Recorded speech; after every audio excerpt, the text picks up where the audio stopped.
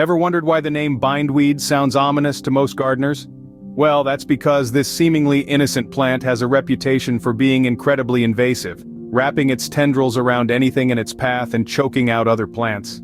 Bindweed, also known as Convolvulus arvensis, is a plant that's been causing headaches for gardeners for centuries. But it's not all doom and gloom. There's a certain beauty to bindweed, with its delicate trumpet-shaped flowers and heart-shaped leaves.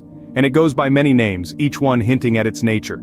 Names like Creeping Jenny, Wild Morning Glory, and Devil's Guts. But behind these pretty names and charming appearance lies a plant that can be a real challenge to control.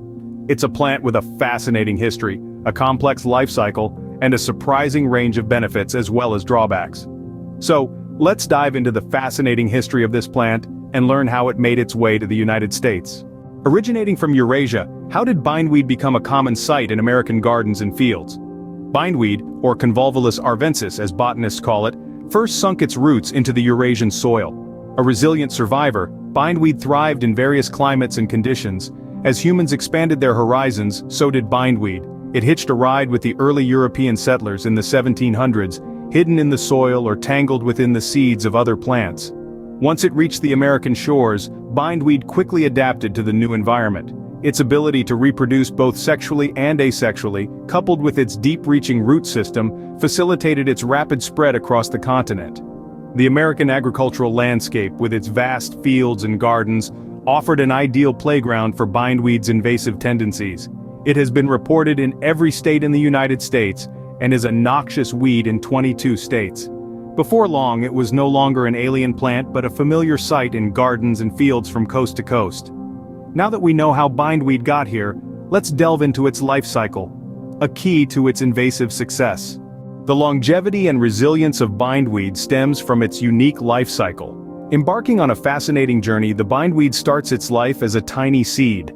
A single bindweed plant can produce up to 600 seeds per year, which 90% are viable. Approximately 25% of these seeds will germinate immediately, while the remainder can remain viable for 60 years or more, waiting for the right conditions to sprout. Once they do, they send out a shoot in spring that rapidly grows into a vine, twisting and turning its way up any structure or plant it encounters. Seeds can germinate throughout the growing season, in soil temperature from 40 degrees to 100 degrees Fahrenheit when adequate moisture is available. Seed is dispersed by movement of affected soil, wildlife, harvest equipment, and harvested crops. A single bindweed plant can live up to 20 years. Simultaneously, an extensive root system begins to develop underground.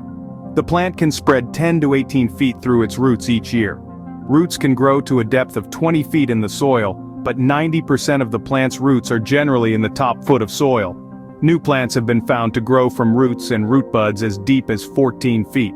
These roots are the real secret to bindweed's tenacity. They store nutrients and water, allowing the plant to survive in a range of climates, from the rains of the Pacific Northwest to the arid conditions of the Southwest. In summer, the vine blossoms into funnel-shaped flowers, usually white or pink, which then produce a fruit. Each fruit contains up to 4 seeds, ready to start the cycle over again. The vine dies back in the winter, but don't be fooled. The roots remain alive and dormant, ready to sprout anew in the spring. Now, here's where it gets tricky. The root system is not only deep, but it's also divided into segments. If a segment gets cut off, it can actually sprout into a new plant. This means that even attempts to remove the plant can inadvertently spread it. With such a robust life cycle, it's no wonder bindweed is difficult to control. But what are some methods to tackle this plant? Bindweed may be tough, but it's not invincible, so how can we keep it in check? In the battle against bindweed, knowledge is our most potent weapon. Understanding that bindweed's root system can penetrate up to 20 feet into the ground, we know that surface-level solutions won't be enough. But don't despair, there are several methods we can employ to control this tenacious weed. First off, manual removal can be a good starting point. This involves physically pulling the bindweed out from the ground, taking care to remove as much of the root system as possible. However, this can be a labor-intensive process, and may need to be repeated several times, as even a small piece of root left behind can result in new growth. For a more aggressive approach, we can turn to herbicides. These chemical agents, when applied properly, can effectively kill bindweed, but remember, timing is crucial. Bindweed is most susceptible to herbicides when it's flowering, so that's the best time to strike. Another innovative method is the use of biological controls, such as the bindweed gall mite. This tiny creature feeds on bindweed, stunting its growth and reducing its ability to spread. Last but not least, we can resort to smothering the bindweed using mulch or landscape fabric. This method deprives the plant of sunlight, thus inhibiting its growth. While bindweed may seem all bad, it's not entirely so. Let's explore some of its benefits. Despite its invasive nature, bindweed does have its redeeming qualities. It's not all doom and gloom with this persistent plant. In fact, bindweed has been used in traditional medicine for centuries. Ancient healers valued it for its laxative and diuretic properties, and modern herbalists recognize its potential in treating skin conditions and digestive issues. That's not all.